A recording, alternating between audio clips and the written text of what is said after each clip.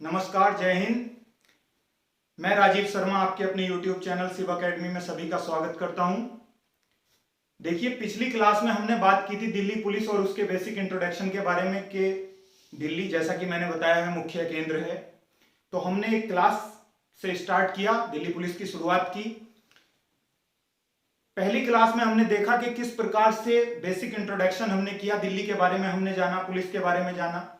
आज हम एक नए सब्जेक्ट के साथ में शुरू करते हैं और आप सभी से अनुरोध है इस प्रकार से कि चैनल पर बने रहें और जैसे जैसे डेली क्लास अपडेट होती है उसे जानने के लिए आपको इस चैनल को सब्सक्राइब करना है, लाइक करना है और भी जो चीजें हैं वो आप जानते हैं, जिसके आधार पर आपको डेली जो भी वीडियो है वो प्रोवाइड हो जाएगी और आप घर बैठकर देख सकते हैं। जैसा कि आप जानते हैं, परिस्थितियां खराब चल रही हैं, चीजें आगे बढ़ती जा रही हैं। अभी हम आपके सामने तो नहीं आ सकते, लेकिन हम YouTube के माध्यम से आपको क्लास देते रहेंगे।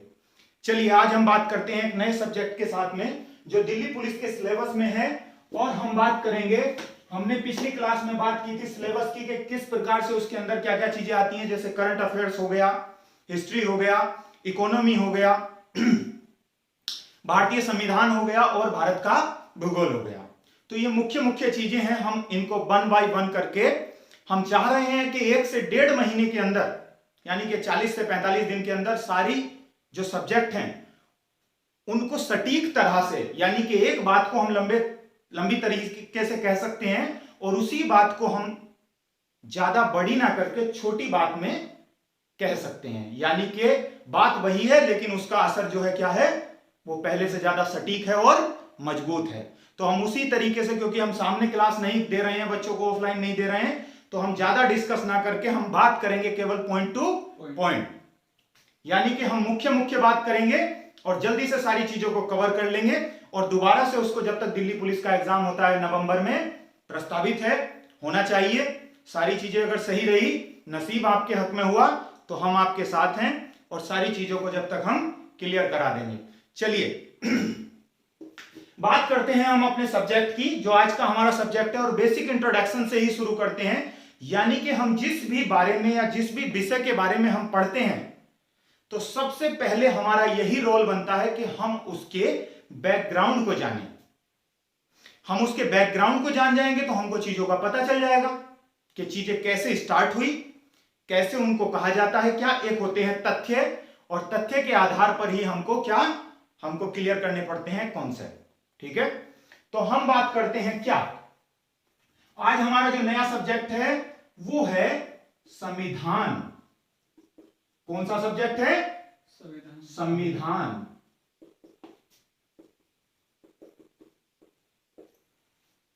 ज्यादा ऊपर हो गया, चलिए नीचे लिखते हैं दोबारा से, संविधान।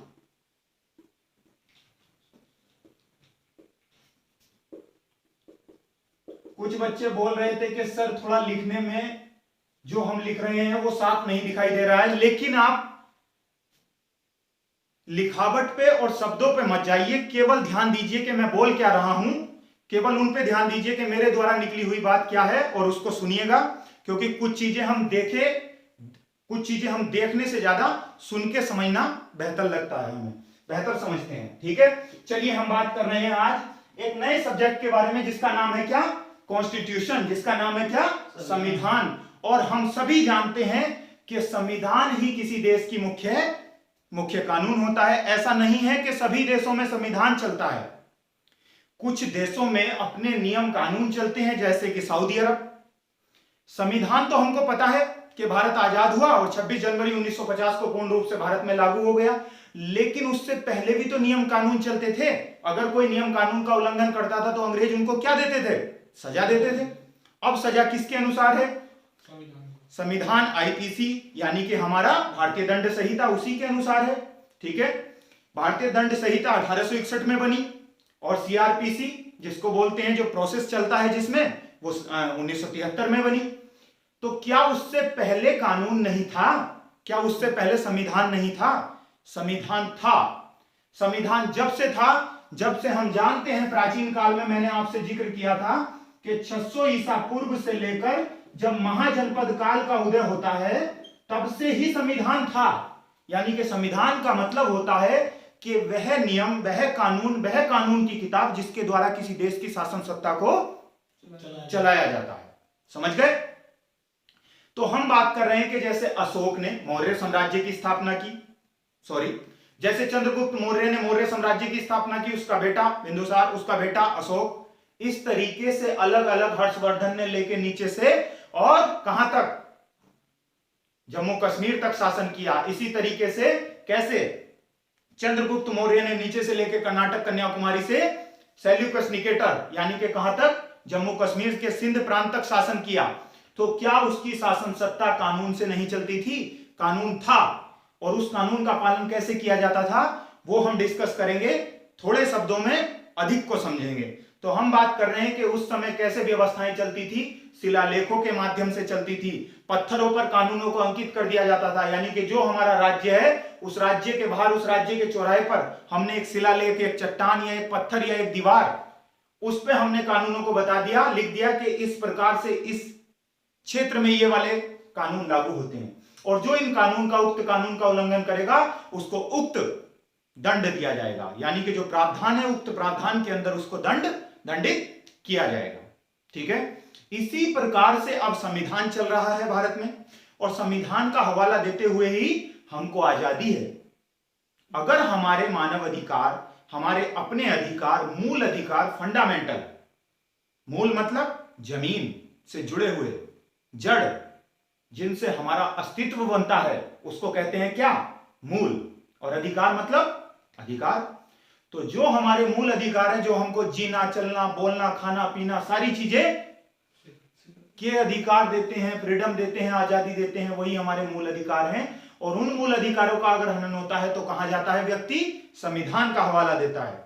तो आज हम उसी की बात कर रहे हैं, संविधान की। तो हम संविधान की बात करते हैं, और संविधान में हम देखते हैं कि संविधान का अगर संधि विच्छेद किया जाएगा, एक साधारण, हम भारतीय संविधान की बात करेंगे, लेकिन भारतीय संविधान से पहले तो संविधान है। संविधान की शुरुआत कहां से हुई? कौन सा ऐसा देश है जिसने सबसे पहले संविधान को लागू किया? तो बताइए, सबसे छोटा संविधान किसका है, सबसे कठोर किसका है? आधुनिक संविधान का जन्मदाता किसे कहा जाता है? आधुनिक संविधान का पिता किसे कहा जाता है? किस देश ने सबसे पहले संविधान को लागू किया? बहुत सारे ऐसे प्रश्न बनते हैं, समझे? हाँ, हम एशिया में हैं, एशिया महाद्वीप से भी प्रश्न आता है कि निम्नलिखित में से बताइए, हाल ही में एशिया के अंदर वह कौन सा देश है जिसने अभी हाल ही में अपना संविधान लागू किया है? भारत ने एशिया में अपना संविधान लागू कब किया? एशिया में ऐसा कौन सा देश है जिसने सबसे पहले अपना संविधान लागू किया? और विश्व के अंदर वह देश बताइए जिसने अपना संविधान सबसे पहले लागू किया। तो प्रश्न तो बहुत सारे बनते हैं बच्चों, और उन्हीं प्रश्नों को आज हम क्लियर कर देंगे अपनी इस क्लास में। सारी चीजें, कलम और कॉपी लेकर बैठ जाइए, कागज कलम लेकर बैठ जाइए। वो कहते हैं ना कि कागज कलम दवात ला, और आगे को वो पूरा गाना है, वो तो हमें पता नहीं कैसे कैसे है, लेकिन कागज और कलम ले आइएगा, ज्यादा चीजें लाने की आवश्यकता नहीं है। कागज और कलम से ही, दवात की भी जरूरत नहीं है, क्योंकि वो जमाना चला गया है दवात और कबूतर वाला। ठीक है? अब क्या आ गया है? अब वाईफाई जमाना है, अब क्या है? मॉडर्न जमाना है। और हम बात करेंगे मॉडर्न मतलब आधुनिक, और आधुनिक संविधान का जन्मदाता किसे कहा जाता है? तो हम बात करते हैं सबसे पहले एक साधारण परिचय के तौर पर कि बताइए, संधि विच्छेद कीजिएगा, सम प्लस विधान। कौन सा विधान?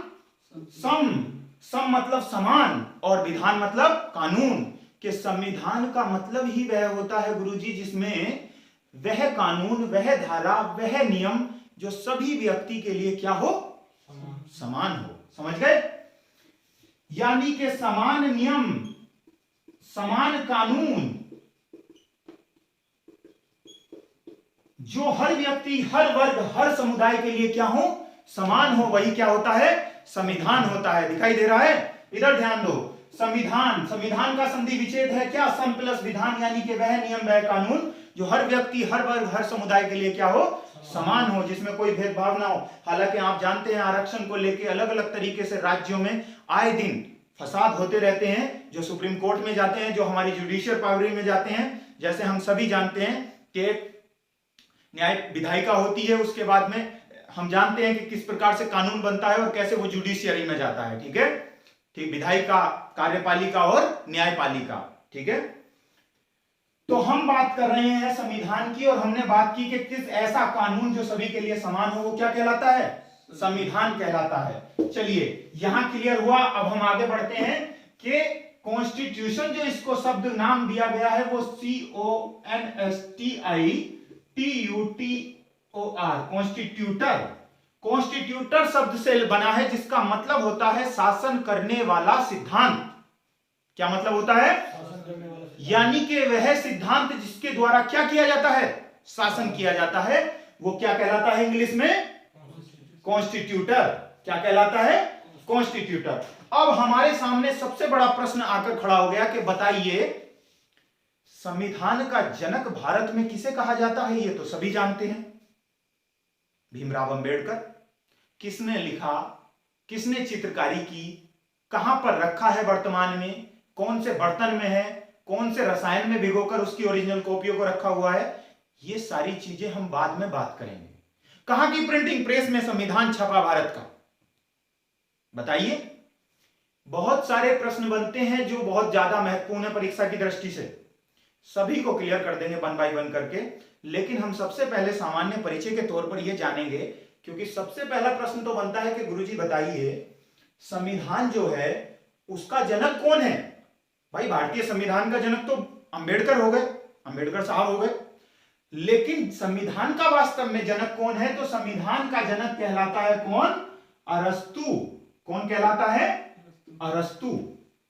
अरस्तु संविधान का जनक कहलाता है। और अरस्तु केवल संविधान का ही जनक नहीं कहलाता है, अरस्तु कहलाता है नीति शास्त्र। कौन सा शास्त्र, नीति शास्त्र।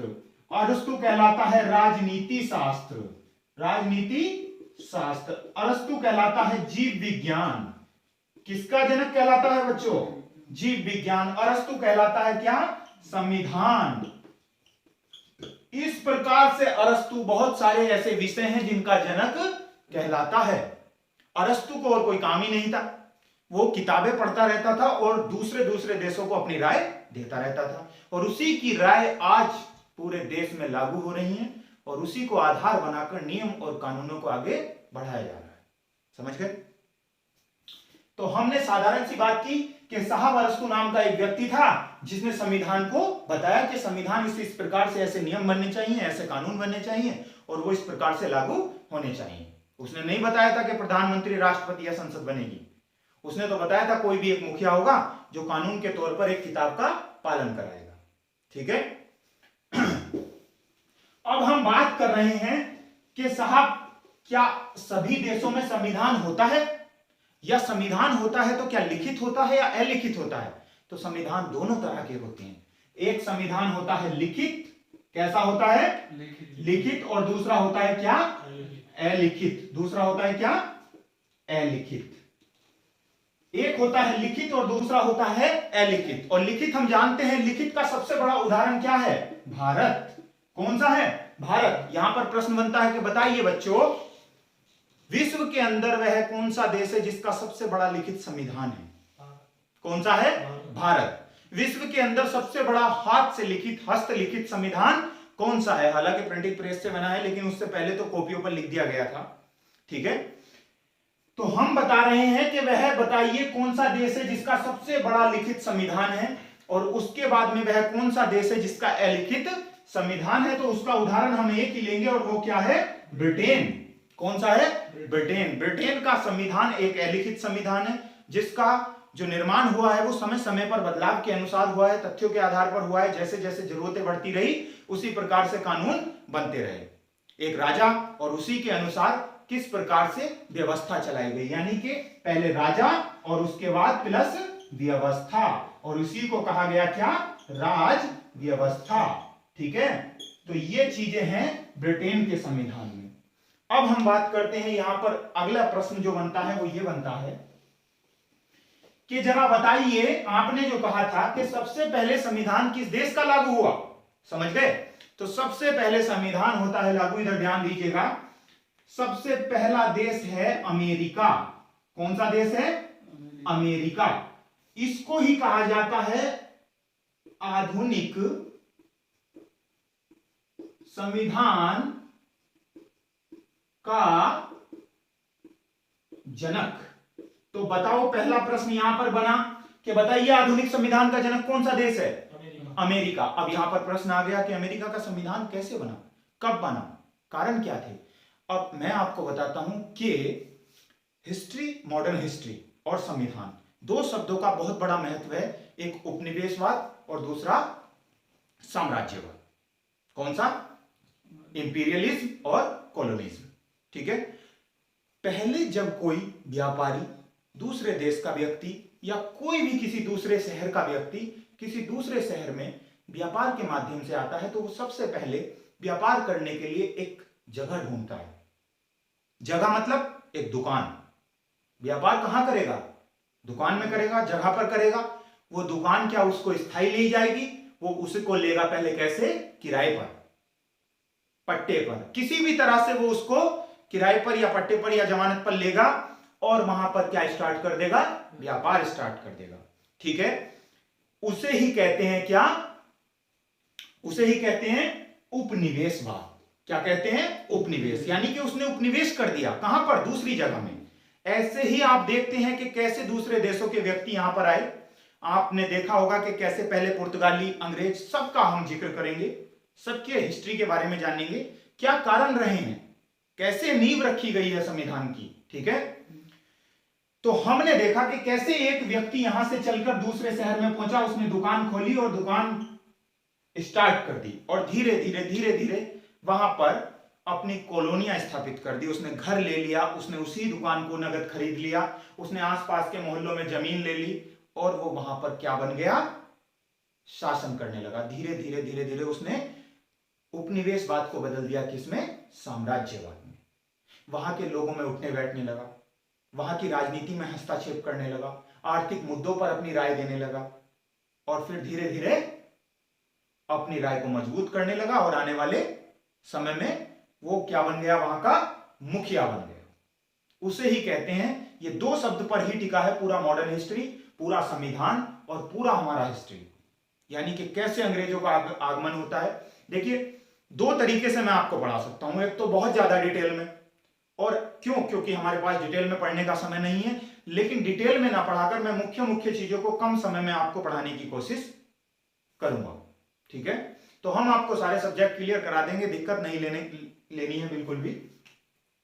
तो हम बात कर रहे हैं क्या कि साम्राज्यवाद की स्थापना हो गई और हम जानते हैं कि उससे पहले उपनिवेश की बात चल रही थी। तो उपनिवेश का मतलब होता है कि दूसरे देश में व्यापार स्थापित कर देना, जगह स्थापित कर देना, अपना काम स्थान स्थापित कर देना। तो हमने बताया कि अमेरिका भी किसका उपनिवेश था? बताओ बच्चों, किसका उपनिवेश था? अमेरिका उपनिवेश था किसका? ब्रिटेन का। किसका? ब्रिटेन का। जैसे हमारा देश किसका उपनिवेश था? ब्रिटेन का, अंग्रेजों का। और उसके बाद वो क्या किस में बदल गया? साम्राज्यवाद में। ठीक है। तो इसी प्रकार से अमेरिका भी किसका उपनिवेश था? ब्रिटेन का। लेकिन 4 जुलाई 1776, यह बहुत महत्वपूर्ण तिथि है अमेरिका के इतिहास में। 4 जुलाई 1776 को यहां पर क्या होता है कि इसके 13 राज्य आजाद हो जाते हैं। क्या हो जाते हैं? कितने राज्य? 13 राज्य आजाद हो जाते हैं और यहीं से शुरू होता है अमेरिका का स्वतंत्रता दिवस। तो बताइए, अमेरिका का स्वतंत्रता दिवस कब मनाया जाता है? कब मनाया जाता है? 4 जुलाई को। क्लियर हो गया? अमेरिका का स्वतंत्रता दिवस कब मनाया जाता है? 4 जुलाई को। और 4 जुलाई को किसका स्वतंत्रता दिवस मनाया जाता है? अमेरिका का। अमेरिका किसका उपनिवेश था? फटाफट जवाब दो। किसका? ब्रिटेन का। ब्रिटेन ने कितने राज्यों पर कब्जा कर रखा था? 13 राज्य। कब छूटे? 4 जुलाई 1776। और वो फिर बन गए, उसी से क्या बनता है? अमेरिका। और इसीलिए अमेरिका का स्वतंत्रता दिवस कब मनाया जाता है? 4 जुलाई को। समझ में आ गया? उसके बाद होता क्या है कि 17 सितंबर 1778 अमेरिका के फिलाडेल्फिया शहर में, अमेरिका के फिलाडेल्फिया शहर में 17 सितंबर 1778 में पहली संविधान सभा बनती है। ठीक है। जैसे हमारे भी कॉन्स्टिट्यूशन के लिए संविधान सभा बनी, उसी प्रकार से 3 संविधान सभाएं बनी। उसी प्रकार से फिलाडेल्फिया शहर में पहली सभा कब बनती है? 17 सितंबर 1778 में। और ठीक मार्च में, यानी कि 4 मार्च को 1789 में अमेरिका का संविधान लागू होता है। कब लागू होता है? 1789। समझ गए? अमेरिका का संविधान कब लागू हुआ? 1789 में। तो सबसे पहले आधुनिक संविधान का जनक किसे कहा गया? अमेरिका का स्वतंत्रता दिवस कब मनाया जाता है? 4 जुलाई। अमेरिका का संविधान कब लागू हुआ? और यहां पर ही उसका पहला राष्ट्रपति चुना गया, जिसका नाम क्या था? George Washington. क्या नाम था? George Washington. ठीक है, शब्द जो मैं बोल रहा हूं उसी के आधार पर आपको लिखना है। अगर समझ में नहीं आ रहा है लिखा हुआ भी, क्योंकि लिखा हुआ सभी का समझ में नहीं आता है। ठीक है, डॉक्टर जो लिखते हैं अगर वो सभी की समझ में आता है तो सभी डॉक्टर बन जाते हैं। आज वो केवल किसकी समझ में आता है? मेडिकल की। तो डॉक्टर में भी टर लगा है और मास्टर में भी टर लगा है, तो इसलिए ज्यादा माइंड करने की जरूरत नहीं है। समझ में नहीं आ रहा है लेकिन शब्दों पर ध्यान देंगे। ठीक है, तो हम बात कर रहे हैं, अब ये इतनी बात तो क्लियर हो गई कि आधुनिक संविधान का जनक अमेरिका को कहा गया है। अमेरिका के 13 गणराज्य ब्रिटेन के कब्जे में थे, जो आजाद हुए 4 जुलाई 1776 को, और संविधान लागू होता है कब? 1789 को। पहला राष्ट्रपति बनता है जॉर्ज वाशिंगटन, और इसीलिए यहां पर 2 प्रश्न बन गए कि इसीलिए विश्व का सबसे छोटा संविधान किसका है? यूएसए। किसका है? यूएसए का। विश्व का सबसे छोटा संविधान यूएसए का हो गया, और विश्व का सबसे कठोर संविधान बताइए कहां का है? बताओ कहां का है? यूएसए। कहां का है? यूएसए। क्योंकि उसके संविधान में मात्र कितने अनुच्छेद हैं? कितने अनुच्छेद हैं? मात्र 7 अनुच्छेद हैं। यहां पर तो अनुच्छेद पर अनुच्छेद बनते जा रहे हैं। ठीक है, लेकिन उसके इतना पावरफुल देश है और उसके संविधान में कितने अनुच्छेद हैं? मात्र 7 अनुच्छेद हैं। कितने? 7। और उसके 7वें अनुच्छेद के पैरा 9 में यह भी कहा गया है कि अगर कोई देश ज्यादा बकवासबाजी करता है तो उस पर परमाणु बम गिरा दो, तुरंत मामला इधर उधर कर दो। ज्यादा बकवासबाजी करने की आवश्यकता नहीं है, ज्यादा बोलने की आवश्यकता नहीं है, तुरंत काम को खत्म कर दो। ठीक है, ज्यादा फैसले, मीटिंग, ये दुनिया भर की बात करने की जरूरत नहीं है। तो ये कौन कहता है? ये कहता है अमेरिका। अमेरिका के संविधान में कितने अनुच्छेद हैं? 7 अनुच्छेद हैं। और ऐसा ही उसने 7वें के पैरा 9 का यूज किया था सबसे पहले 9 अगस्त 1945 को हिरोशिमा और नागासाकी जापान पर बम गिराकर, परमाणु बम का हमला किया और जापान को खराब कर दिया। ठीक है, तो हम बात कर रहे हैं, चलिए बताइए, यहां से 5 प्रश्न बनते हैं, 6 प्रश्न बनते हैं और उनके फटाफट जवाब दीजिएगा। सबसे पहले मैं आपसे पूछ रहा हूं कि बताइए आधुनिक संविधान का जनक किसे कहा जाता है? अमेरिका।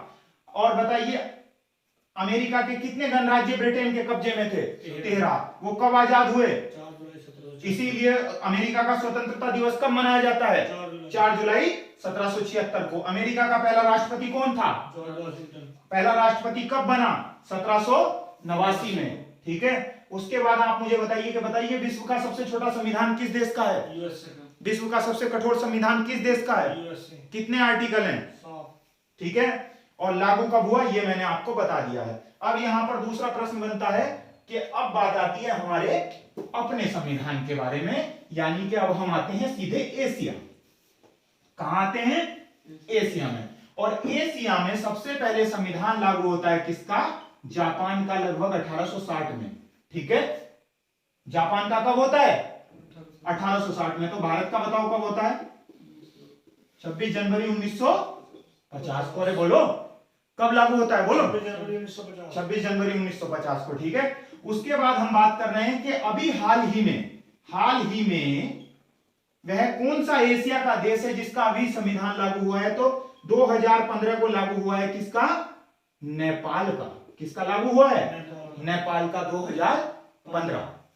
ठीक है, अव्यवस्था फैली हुई थी, राजतंत्र चलता था वहां पर भी, लेकिन शासन सत्ता 2009 से बदल गई। 2008 से वहां पर बहुत लड़ाई झगड़े चल रहे थे और उन्होंने अपनी चीजों को अपने हाथ में ले लिया है। जनता के हाथ में दल आ गया, पावर आ गई है, यानी कि जनता के द्वारा और जनता के लिए संविधान, जनता का संविधान जनता के द्वारा बनाया गया है, जो भी चुना जाएगा, और वो किसके लिए होगा? जनता के लिए। ठीक है, तो अब हम बात कर रहे हैं, अब हम आगे बढ़ते हैं और अब हम बात करते हैं भारतीय संविधान की।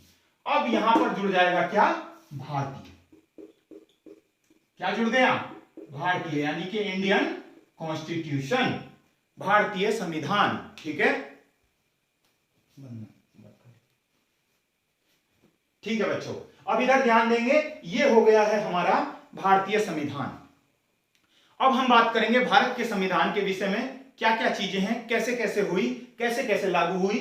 ठीक है, सारी बात करेंगे। तो भारतीय संविधान को पढ़ने से पहले हमको पता है कि भारत का संविधान, भारत 15 अगस्त 1947 को आजाद हुआ। कैसे कैसे आजादी मुफ्त में नहीं मिली है, आजादी के लिए भारी कीमत चुकानी पड़ी है, और वो चुकाई है किसने? क्रांतिकारियों ने। ठीक है, आप सभी जानते हैं, मुफ्त में बकवास कर देते हैं, लेकिन आजादी के लिए भारी कीमत चुकानी पड़ी है और चुकानी पड़ती है। जो व्यक्ति गुलाम होता है उसको पता है कि गुलामी क्या होती है।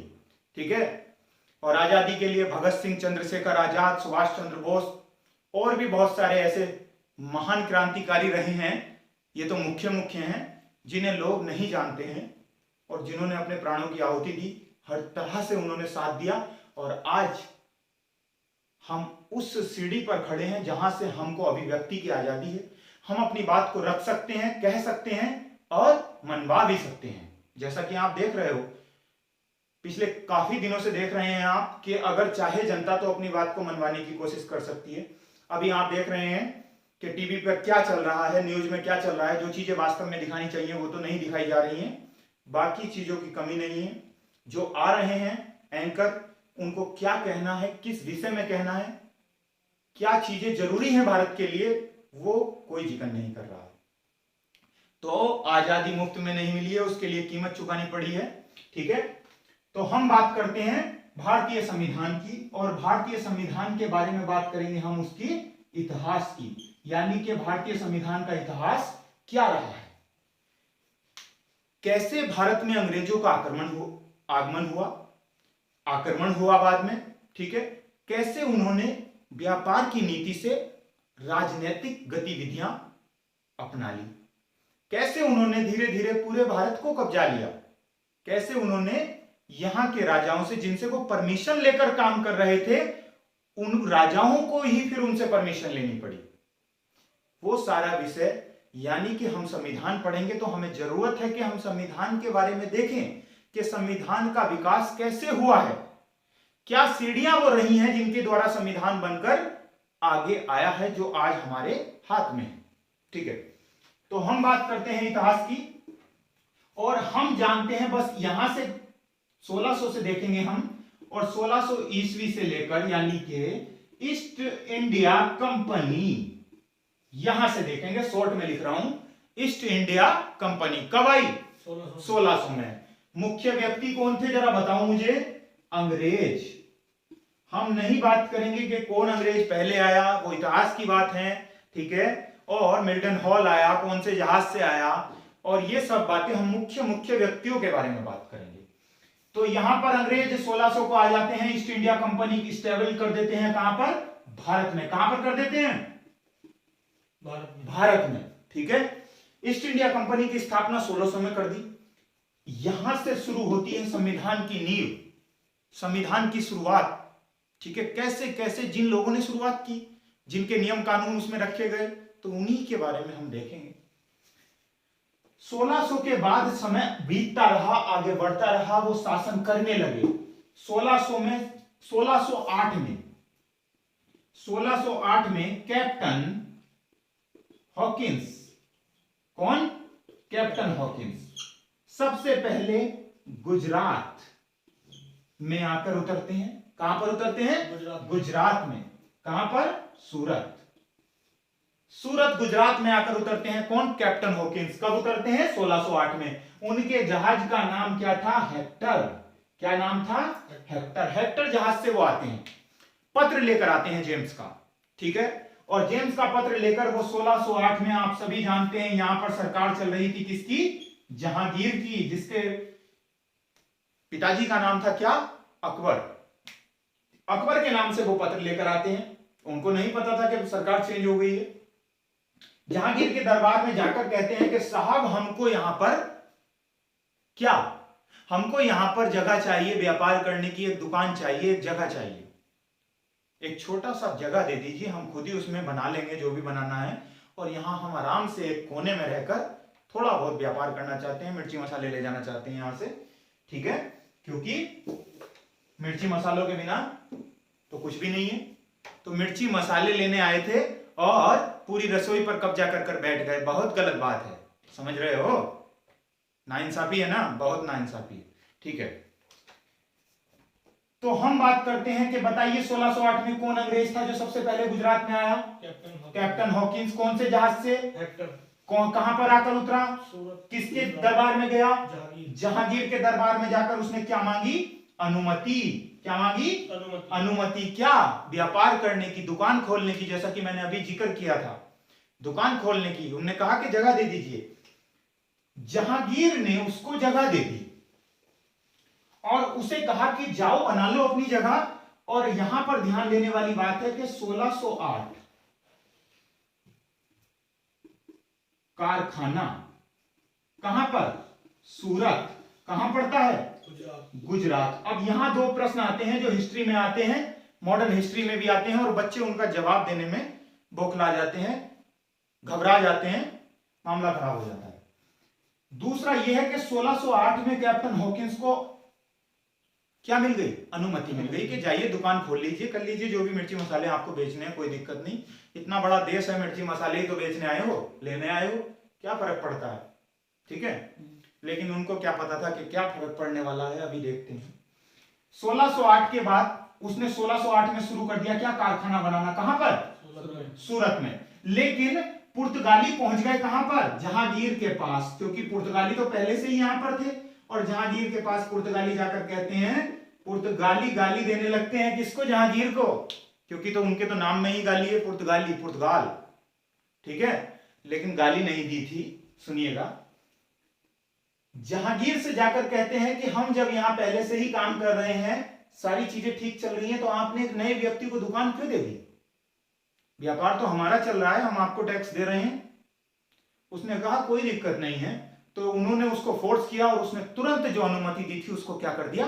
रद्द कर दिया। ये मैं इतिहास बता रहा हूं कैसे शुरू हुआ कॉन्स्टिट्यूशन का। उसको क्या कर दिया? रद्द कर दिया बच्चों। और अंग्रेज वहां से क्या होते हैं? उदास होते हैं, और उदास होकर पहुंच जाते हैं वो कहां पर? कहां पहुंच जाते हैं जरा बताइए? 1611 ईस्वी में पहुंच जाते हैं, और जो बनाते हैं क्या? मसूलीपट्टम। मसूलीपट्टम में यहां बनाते हैं व्यापारिक कोठी। अब ये देखो यहां पर क्लियर हो गया सारा। दो प्रश्न बनते हैं कि बताइए अंग्रेजों ने सबसे पहले अपना कारखाना कहां खोला? व्यापारिक कारखाना या कारखाना। तो कारखाना 1608 सूरत गुजरात। और दूसरा प्रश्न अगर आता है कि अंग्रेजों की पहली व्यापारिक कोठी कहां थी, तो बालक सोचते हैं कि पहली पूछ रहा है, तो पहली तो 1608 में थी। लेकिन ध्यान दीजिएगा वो व्यापारिक कोठी पूछ रहा है, ना कि कारखाना। प्रश्न में केवल दो ही शब्द चेंज होने हैं कि बताइए अंग्रेजों का पहला कारखाना कहां स्थापित किया, बताइए अंग्रेजों ने अपनी पहली व्यापारिक कोठी कहां स्थापित की। 1608 1611, यही बालक गड़बड़ा जाता है। क्लियर हो गया? 1608 में पहला कारखाना सूरत, कहां पड़ता है? गुजरात में। पहली कोठी 1611 मसूलीपट्टम, कहां? 1611 में। कौन? व्यापारिक कोठी। क्लियर हो गया? ठीक है, यहां पर खोल दी।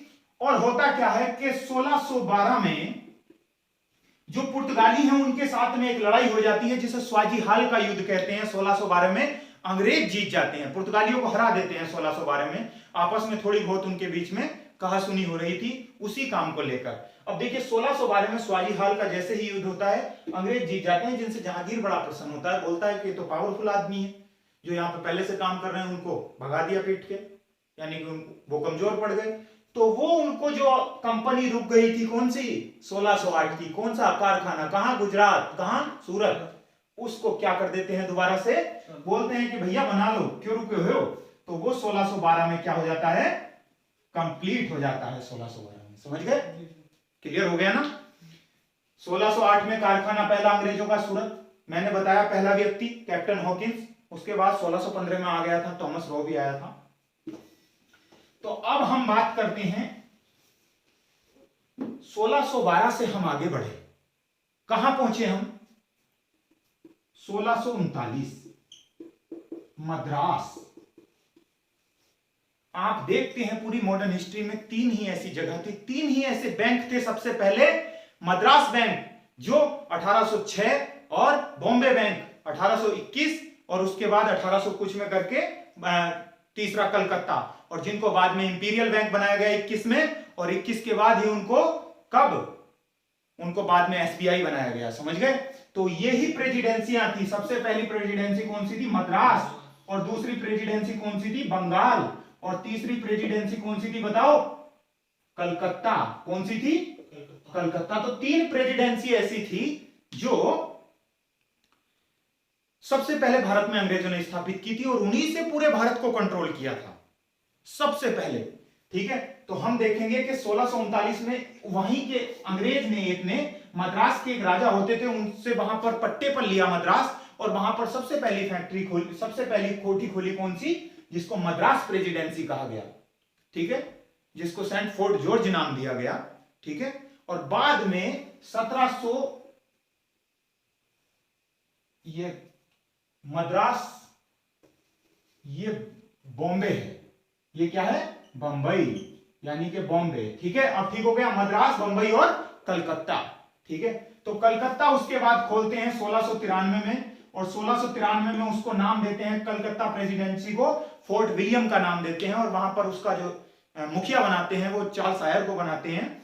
तो यहां से शुरुआत होती है उनकी राजनीति की, कि कैसे वो यहां से कंट्रोल करना शुरू करते हैं। एक ऐसा किला बनाते हैं जो जिसकी चार दीवारी के अंदर वो सारी चीजें चला रहे हैं, और जिसको अंदर आने की किसी को अनुमति नहीं है। कागजी काम, व्यापारिक काम, राजनीतिक काम, वो सारी चीजें उसी के अंदर कर रहे हैं। प्रश्न आता है कि बताइए फोर्ट विलियम की स्थापना कहां पर की गई, कलकत्ता में। कब की गई, 1693 में। सबसे पहली प्रेसिडेंसी कौन सी है, मद्रास। कब बनाई गई, 1639 कितनी प्रेसिडेंसी है टोटल, तीन। कौन कौन सी, मद्रास और मुंबई टोटल। कलकत्ता। और यहीं पर सबसे पहले बैंक बने थे, जो बाद में इंपीरियल बैंक बने, और उसके बाद एसबीआई बने। समझ गए। और एसबीआई आज सबसे बड़ा बैंक है आरबीआई के बाद। तो हम बात कर रहे हैं 1639। धीरे धीरे देखिए चीजें आगे बढ़ती जा रही हैं, और आप जानते हैं 1707, मैंने कल भी बताया था आपको, पिछली क्लास में भी मैंने बताया था कि 1707 को दिल्ली पर, जो दिल्ली का मुखिया था कौन, मुगल काल का अंतिम शासक औरंगजेब। अंतिम था अगर पावरफुल की बात करें तो, हालांकि उससे बाद में भी बहुत अंत तक चला। लेकिन औरंगजेब की यहां पर मृत्यु हो जाती है। क्या हो जाती है, औरंगजेब मर गया, और मुखिया जब मर गया तो जो दूसरी तरफ पर्दे के काम कर रहे हैं वो आगे आएंगे, उनको तो खुली छूट मिल गई, रास्ता मिल गया। जब हमारे बाबूजी घर से चले गए तो फिर तो हम खुल के खेलेंगे। ठीक है, तो मास्टर अगर चला गया, टीचर अगर क्लास से चला गया, तो बालकों ने क्या कर दिया, दुनिया भर की बकवास करनी प्रारंभ कर दी। तो वही काम हुआ, मुखिया चला गया और अंग्रेजों ने बकवास करनी प्रारंभ कर दी यहां से 1707 से। और आप देखते हैं कि इतनी बड़े स्तर पर प्रारंभ कर दी कि 1757 23 जून 1757 को एक नवाब है, जिनका नाम क्या है जरा बताइए, जो बंगाल के नवाब थे, जिनका नाम क्या था, सिराजुद्दौला। क्या नाम था, सिराजुद्दौला। सिराजुद्दौला को यह पसंद नहीं था कि अंग्रेज यहां पर बकवास करें। क्या नहीं था, अंग्रेजों की बकवास उसको पसंद नहीं थी। सिराजुद्दौला 56 में शासन किया उसने। ठीक है, 56 से 57 तक चला, वो ज्यादा समय तक नहीं चला, 1-2 साल उसने बहुत ताबड़तोड़ काम किया। उसके बाद में मीर जाफर आ जाता है, क्योंकि वो अंग्रेजों से मिल जाता है। ठीक है, सिराजुद्दौला को पसंद नहीं था कि अंग्रेज यहां पर काम करें। उसने तुरंत कासिम बाजार गया और वहां पर अंग्रेजों को मारकर खदेड़ दिया। ठीक है, उसके बाद उसने वहां पर बहुत सारे अंग्रेजों को बंदी बना लिया, जो हम जानते हैं जिसको बोलते हैं ब्लैक होल घटना। ठीक है, जो कब हुई थी, इससे ठीक 1 साल पीछे हुई थी, 23 जून 1756 को। कब हुई थी? 23 जून 1756 को। कौन सी घटना हुई थी? ब्लैक होल घटना। और उसी के ठीक 3 दिन ऐड कर लीजिए, 23 जून 1757 को सिराजुद्दौला के साथ युद्ध होता है। कौन सा युद्ध होता है? प्लासी का युद्ध। कौन सा युद्ध होता है बच्चों? प्लासी का युद्ध। जिसको लीड करता है अंग्रेजों की तरफ से कौन? जिसको लीड करता है कौन? Robert Clive. कौन करता है? रॉबर्ट क्लाइव और वाटसन। कौन करते हैं? रॉबर्ट क्लाइव और वाटसन। अंग्रेजों की तरफ से यहां पर कासिम बाजार में केवल एक क्लर्क के तौर पर एक व्यक्ति आया, जिसने अपनी बुद्धि, अपनी चतुराई के हिसाब से यहां पर सत्ता को ही बदल दिया। एक क्लर्क के रूप में आया था और क्लर्क के रूप में आकर बना पहला गवर्नर बन गया। वो कहां का? बंगाल का। समझ गए? बंगाल प्रेसिडेंसी अपने आप में सबसे बड़ी प्रेसिडेंसी थी, क्योंकि बंगाल के अंदर पूरा बांग्लादेश, पूरा पश्चिम बंगाल, बिहार, उड़ीसा और अन्य असम तक के राज्य आते थे। असम उस समय लगा हुआ था दूसरे राज्यों से। ठीक है, तो बहुत बड़ी प्रेसिडेंसी थी क्या? बंगाल। और बंगाल से ही सारी शासन सत्ता को ज्यादा चलाया जाता था। मैं बार बार ये कोशिश करता हूं तुमको बार बार बताने की, ताकि सारी चीजें यही याद हो जाए। अगर आपको मेरा लिखा हुआ थोड़ा सा अलग लग रहा है, डॉक्टर वाली हैंडराइटिंग लग रही है, तो केवल हेडफोन लगाकर अगर सुन भी लोगे तो भी सारे क्वेश्चन याद हो जाएंगे, तो भी कुछ नहीं बचेगा। सारी चीजें याद कर दोगे, जो भी प्रश्न आएगा उसको क्लियर कर दोगे। ठीक है, केवल सुनने से। और अगर लग रहा है तो बता सकते हो, मैं इसको सुधारने की कोशिश करूंगा। हालांकि ठीक है, लेकिन फिर भी बदलाव ही संसार का नियम है, बदल देंगे। उसके बाद बात कर रहे हैं कि देखो, जिस प्रकार से मैं मेहनत कर रहा हूं आप भी करो। ठीक है, पसीना देख रहे हो हमारा, इसको जाने मत देना। और मैंने जो बताया था आपको कि चैनल को सब्सक्राइब कर देना, लाइक कर देना और देखते रहना। तो हम बात कर रहे थे प्लासी का युद्ध रॉबर्ट क्लाइव की तरफ से हुआ, वाटसन की तरफ से हुआ। जो नदिया जिला पश्चिम बंगाल के नदिया जिले में पड़ता है। नदिया जिले में गंगा नदी के तट पर।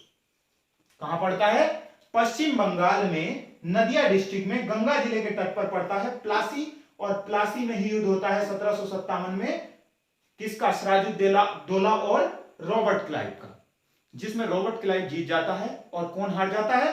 सिराजुद्दौला। कौन हार जाता है बच्चों?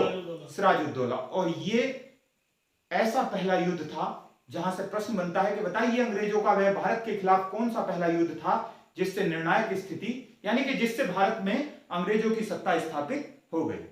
तो वो कौन सा था? प्लासी का युद्ध। प्लासी का युद्ध के बाद में आप जानते हैं कि प्लासी का युद्ध 23 जून 1757 को हुआ। रॉबर्ट क्लाइव जीत गया।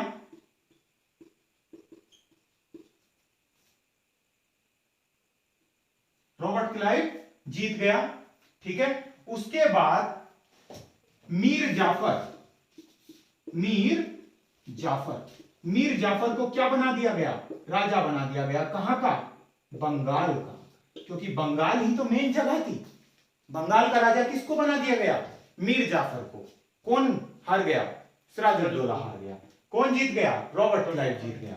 और रॉबर्ट क्लाइव के बारे में जांच एजेंसी भी बैठी थी। जब बाद में यह पता चला था कि इतनी छोटी सी उम्र में इसे बंगाल का गवर्नर बना दिया, और बाद में पता चला कि इसके पास धन जो है वो आय से अधिक हो गया है। आय से अधिक धन होने पर इस पर आयकर, इनकम टैक्स की जांच बैठाई गई और जांच का मुखिया भी इसी को बना दिया गया। तो आप जानते हैं क्या होगा? कुछ नहीं हो पाया। उसके बाद में यहां से चीजें बदल गई। रॉबर्ट क्लाइव ने बहुत चतुरता के साथ में काम किया। मात्र 25 ही सिपाही मारे गए और सिराजुद्दौला के लगभग 500 सिपाही मारे गए। मात्र 25 सिपाही ही गवाकर उसने युद्ध को जीत लिया। और पहला युद्ध होता है उसका भारतीयों से, और भारत में पहली सत्ता वो अपनी स्थापित कर देता है। धीरे धीरे चीजें बढ़ती रहती हैं। मीर जाफर के बाद मीर कासिम आ जाता है, और मीर कासिम जो कि नाराज था अंग्रेजों से, उसको अंग्रेज दोबारा से हटा देते हैं और फिर युद्ध होता है एक 22 अक्टूबर 1764 को, जिसे कहा जाता है कौन सा, बक्सर का युद्ध। बक्सर कहां पड़ता है, बिहार में पड़ता है। एक बक्सर मेरठ में भी पड़ता है, ठीक है। तो ये वाला बक्सर कहां पड़ता है, बिहार में पड़ता है। और बिहार में एक युद्ध होता है कौन सा, 22 अक्टूबर 1764 को बक्सर का युद्ध। अब ये बात करते हैं हम कि ये किस किस के मध्य होता है। इसमें 3 लोग मिलकर युद्ध करते हैं। सबसे पहला बंगाल, दूसरा अवध और तीसरा मुगल यानी कि दिल्ली सल्तनत, ठीक है। अगर हम बात करें बंगाल का नवाब, आप जानते हैं मीर कासिम। अवध का नवाब सुजाउद्दौला,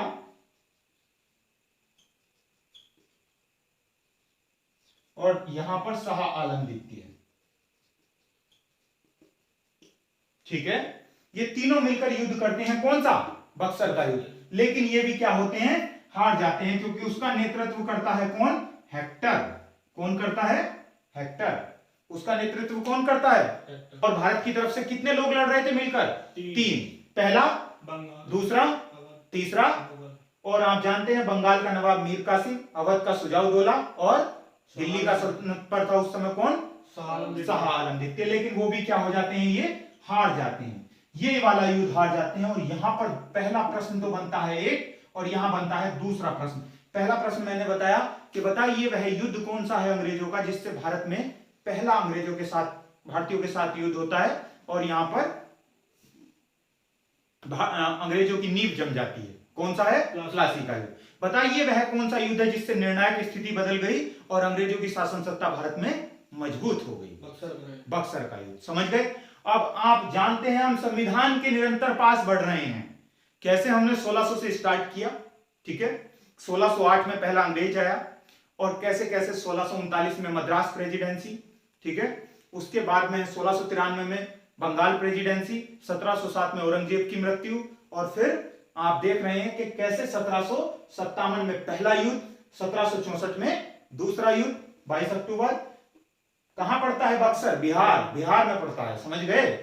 कहां पड़ता है, बिहार में पड़ता है। और यहां से शुरू होता है अंग्रेजी शासन। क्या शुरू होता है, अंग्रेजी शासन, यानी कि संविधान की शुरुआत हो गई।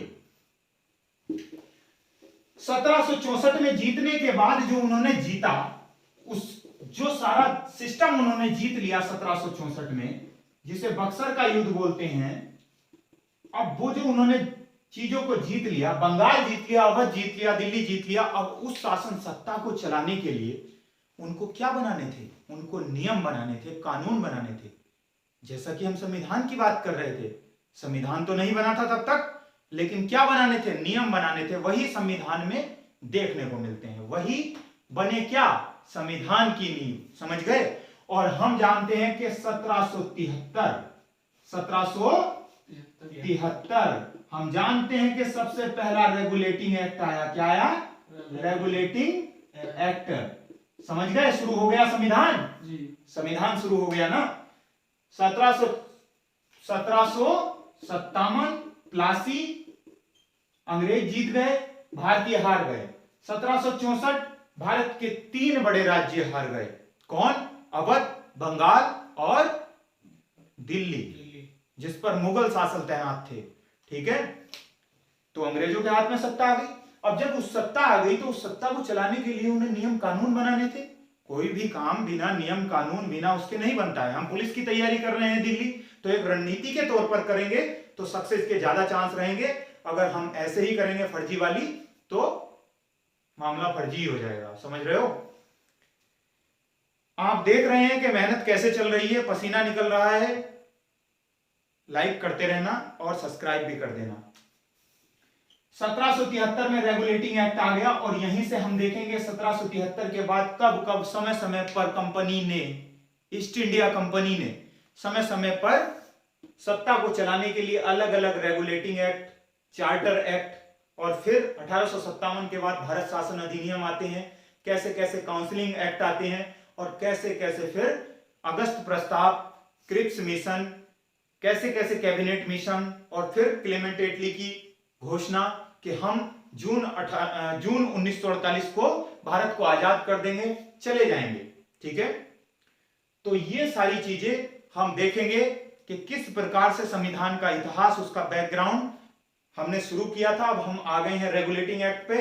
अगली क्लास में मिलते हैं रेगुलेटिंग एक्ट और अपने भारतीय संविधान की इतिहास के बारे में, अपने भारतीय संविधान की शुरुआत के बारे में। तब तक के लिए धन्यवाद।